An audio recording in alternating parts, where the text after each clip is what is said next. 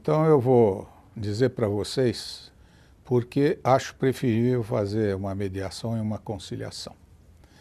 E para isso eu vou contar uma pequena história, vou tentar ser o mais sucinto e mais breve possível, mas vocês terão os detalhes necessários dessa história.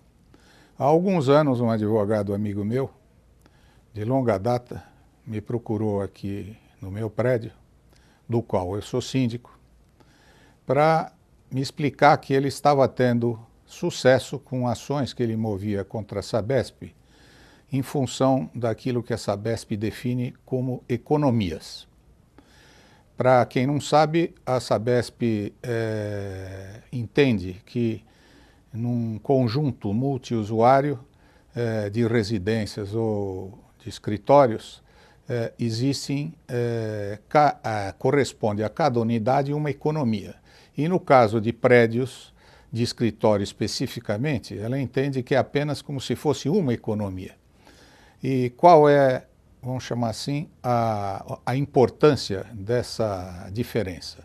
É que as economias multidistribuídas custam, em princípio, 20% mais barato do que uma economia única. Bom, em função da ideia de propor uma ação contra a Sabesp, o prefeito de resolver essa questão, atinei com a possibilidade realmente de resolver tanto o problema desse nosso prédio do qual eu sou síndico, como de outro do qual era síndico antes de me mudar para cá e cuja sindicância estava na mão de um amigo para quem eu tinha deixado o encargo. Ele, junto comigo praticamente, propôs a mesma ação contra a Sabesp e, após todos os trâmites dessa ação, eu vou contar para vocês o resultado. Existe ainda também uma diferença. No caso deles, especificamente do outro prédio, eles pediram uma antecipação da tutela e que foi concedida e começaram, desde a época da propositura da ação, a pagarem 20% a menos, então, da sua tarifa, que seria normalmente cobrada. E no nosso caso, nós não pedimos antecipação da tutela e, portanto, seguimos com os trâmites da ação até o seu final. Resultado final, após primeira instância, depois segunda instância e todos os recursos propostos, nós ganhamos a ação e eles perderam.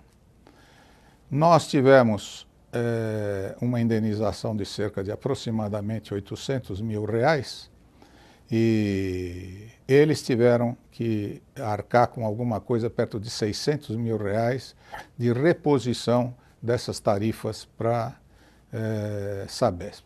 O que eu quero contar com essa história para vocês é o seguinte: era a mesma causa de pedir, chamado causa petendi no nosso jargão. Era o mesmo advogado, eram os mesmos argumentos, era o mesmo tudo e chegou a resultados totalmente diferentes. Por que isso?